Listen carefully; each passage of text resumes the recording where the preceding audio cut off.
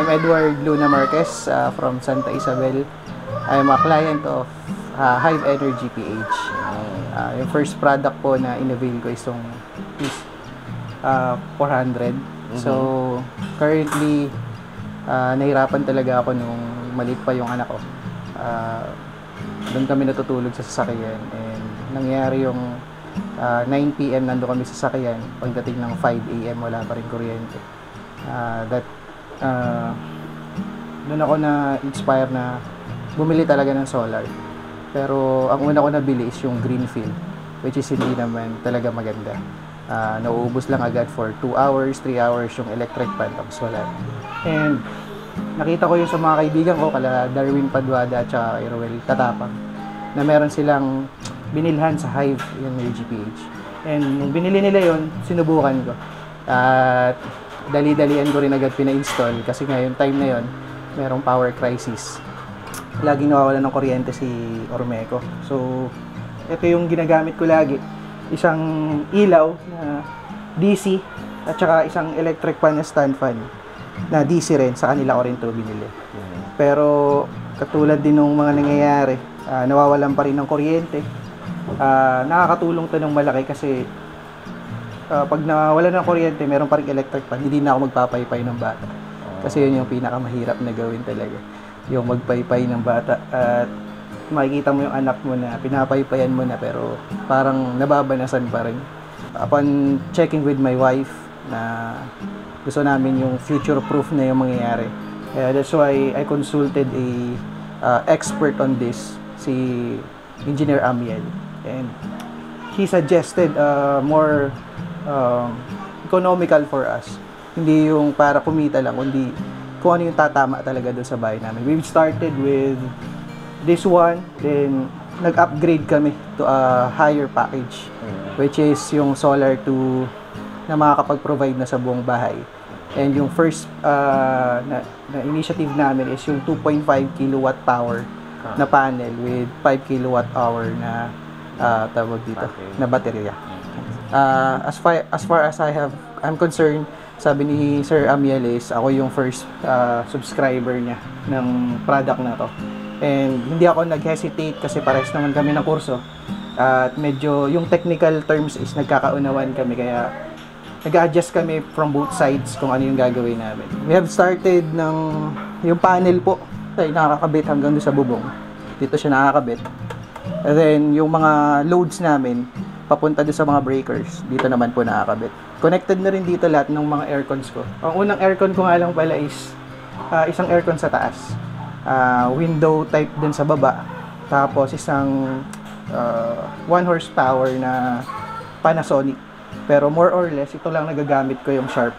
And upon computation namin ni Sir Amiel, talagang panggabi lang. Yun lang kakayanin namin. Pero we have over-exceeded yung mga plans namin. That's why nakakatuwa kasi from the start, hindi niya ako binatawan. Yun yung inasahan ko talaga sa kanya, yung after sales. Na hindi mo makukuha kahit sa ibang mga tao. Tsaka yung mga premium products na binigay niya. Yung DEE, katulad nito. Na yung ibang mga offer sa akin is hindi ganun ka taas yung premium niya.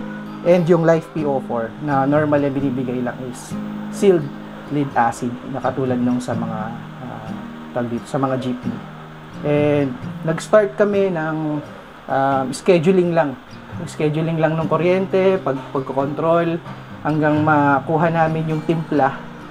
And nung nagkameron kami ng optimal at nakita namin yung behavior ng aming konsumo, nag-start na akong mag-die down to solo. Naka off-grid na talaga ako. Wala na ako sa Ormeco. Ginagamit ko na lang si Ormeco for backups if nagkulang ako sa kuryente. And doon nag-pursue ako na nakita ko na meron akong possibility na matupad yung mga pangarap namin na makapag-aircon kami katulad ngayon, nakarating lang namin sa bahay. Nakapagbukas agad kami ng aircon pag mainit. And nakapag-provide din ako sa family ko ng comfort and security na kahit anong mangyari sa Ormeco, meron pa rin kaming kuryente.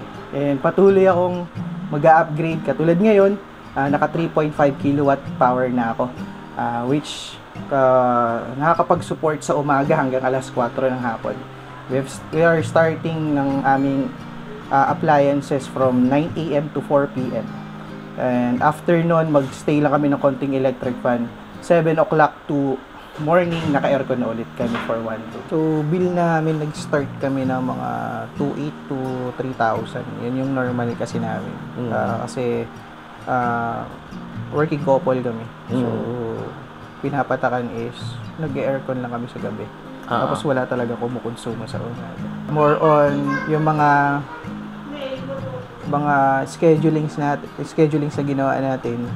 Tapos may times din kasi talaga na nag-adjust pa tayo. So nagkakameron ng concern kahit madaling araw. Pero ang nagpapasalamat ako nun, open ka lagi doon sa tawag dito. Pagre-restore agad. And ano yung magiging solution natin from the next, hindi yung parang redundant siya na yun yung nangyayari. And nung gumagamit kami nung aking asawa, hindi pa kasi kami aware kung ano yung capabilities ng solar. So unang sabi ko sa kanya, unang bill namin baka tansya ka pa ng mga 1,000 pa mga iwan. Kasi nga maliit yung nakiisip ko eh. Parang bounded yung pag-iisip ko sa ganun. And which is, tama naman din. Kasi, yun yung realistical on the side nung sa Hive na yun ang sinabi sa akin na magiging save up ko. Little did I know na pwede pa palang, kaya ko pa palang i-maximize to optimal yung mabibigay niya. Yes. Binigay mo sa akin is, sabi mo is 80% lang ang kaya. So, very tama lang, very safely para sa isang consumer na katulad ko, na hindi ako mag-over-expect doon sa isang product na binili ko. So, kaya nag-start kami from bill na 250, bumaba ng 100, bumaba ng 30 pesos. Then, lumakas na yung loob ko. Sabi ko sa asawa, patayin ko na yung orme ko. Then, nung pinatay ko na siya, talagang nakuha ko yung sa tulong din ni Hive, nakuha ko yung pinaka-optimal na magagamit ko si solar. Umabot ako ng mga 3 months siguro 3 months. after. Kaya nangyayari nung mga times na yun, mga second month and third month is nakabuhay pa rin si Ormeco, pero leak lang yung nakukuha sa kanya. It's like 0.10 kilowatts. Pag kinumpute mo pa rin yung for a whole month, magkakamero ka pa rin ng kuryente for about 30 pesos, 100 pesos, parang gano'n. Nag-start muna ako mag-isip ng upgrade ng secretly sa asawa ko. Nung pagpatak nung third month, nung nakikita ko na siya na 30 ko na pesos, 30 pesos. Tapos, nakikita ko pag Saturday, Sunday kami dito. Nakakit pa kami sa second floor para doon lang mag-aircon, doon magpahinga.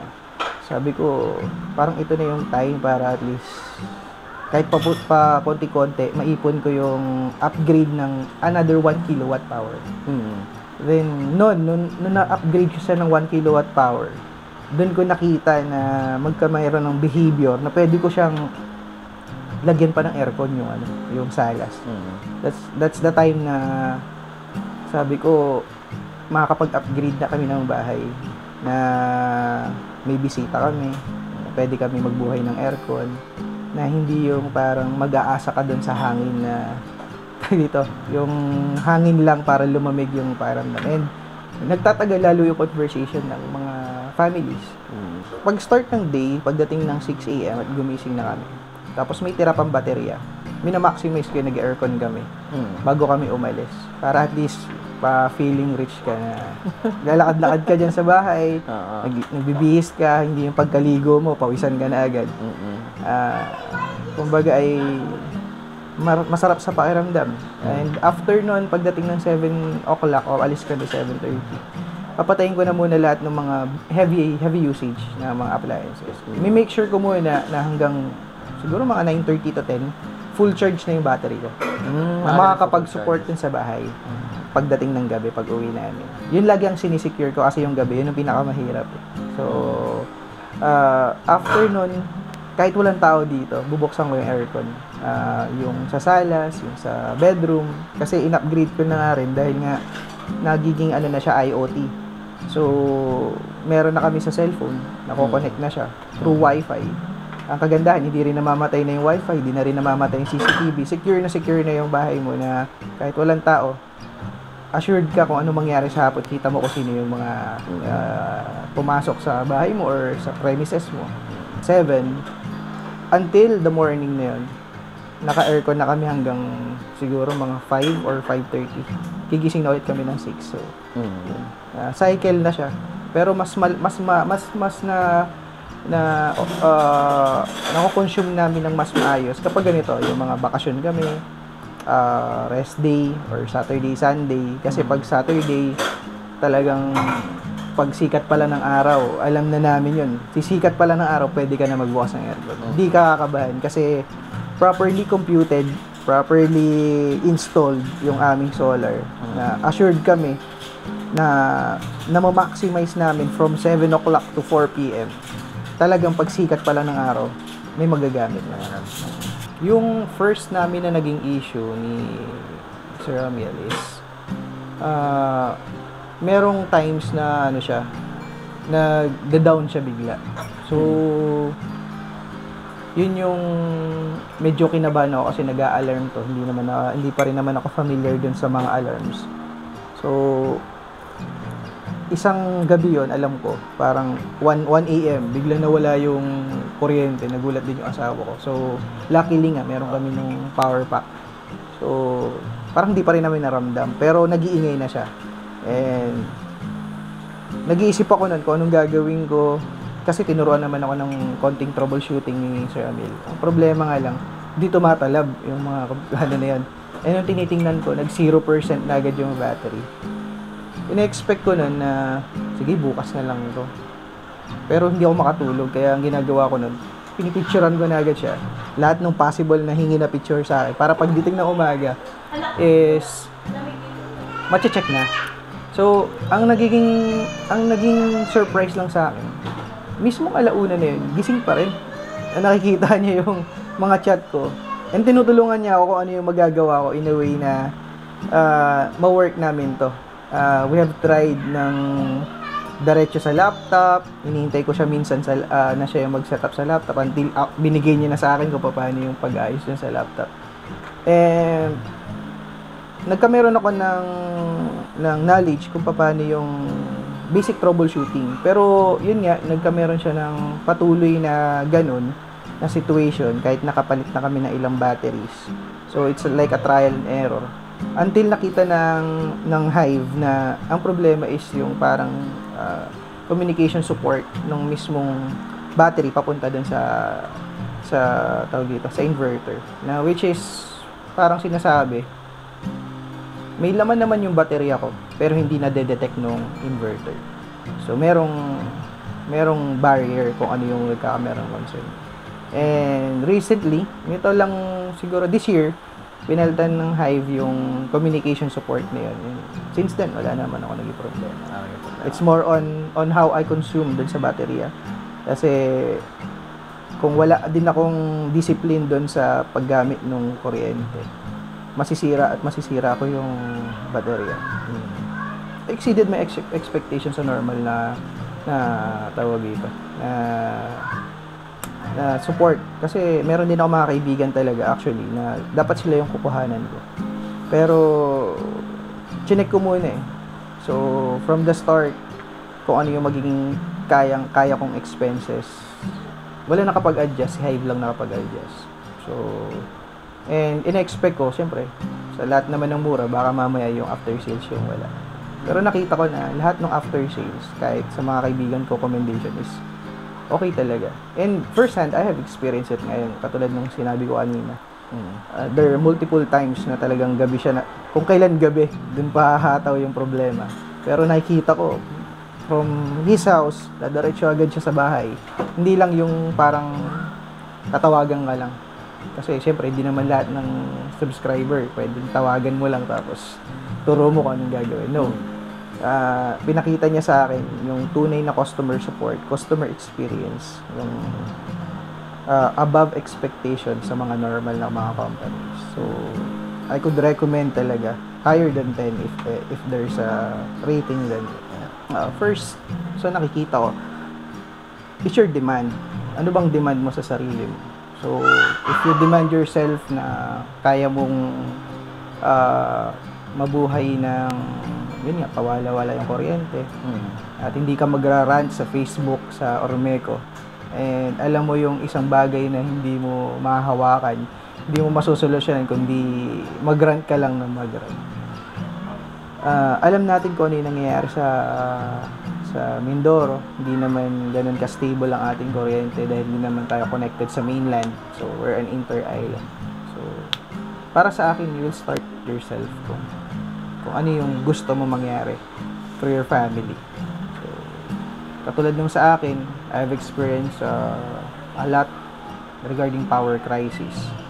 That's why, as a head of a family, as a provider for my family, hindi lang regarding lang sa money, kasama pati yung comfort and power security sa aking pamilya. Then after nun, hindi ka naman pinagbabawalan na mag-canvas ka na mag-canvas. You're free, you have a free will to canvas yourself on any establishments, on any company na tingin mo magiging okay. Pero masabi ko lang talaga, the after sales matters. Kahit sang product, after sales yung pinakamahalaga. And syempre, hindi naman pinabayaan yung product mo na parang tinipid. You must do your own research ba? Do your own research, parang wag mong iasa sa experience ng iba. Mas masarap yung ikaw yung mag-share ng experience mo.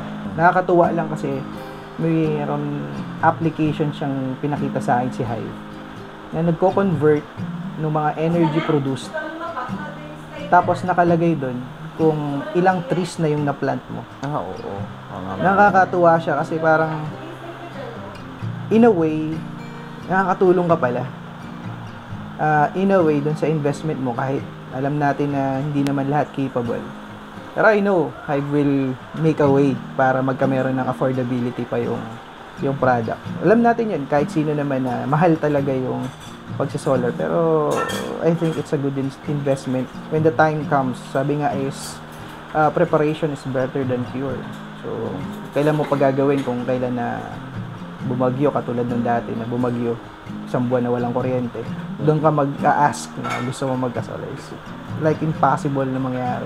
Baka yung demand nun, di mo na maabot yung price range lalo dun sa mismong crisis na yun. Okay, pero kung ready ka na on the moment pa lang, bata ka pa lang, katulad namin, we're just on the 30s, but we're experiencing the retirement feeling ng mga matatanda. It's a different feeling ba sa akin and fulfillment bilang a head of a family. So, as for me talaga, it will depend on you. What is your needs? What do you want? What is your priorities? And for me, my priority is my family. That's why I contacted the best solar company here in Mindoro. That's Hive Energy PH. Yes, nagpapasalamat ako sa Hive Energy kasi they're more open on things na hindi lamang para lang pang pasosyal kundi talagang necessity ng pamilya na magkameron kami ng power security and good after sales service mula sa isang company. Kaya sa Hive, kudos and more power on your company.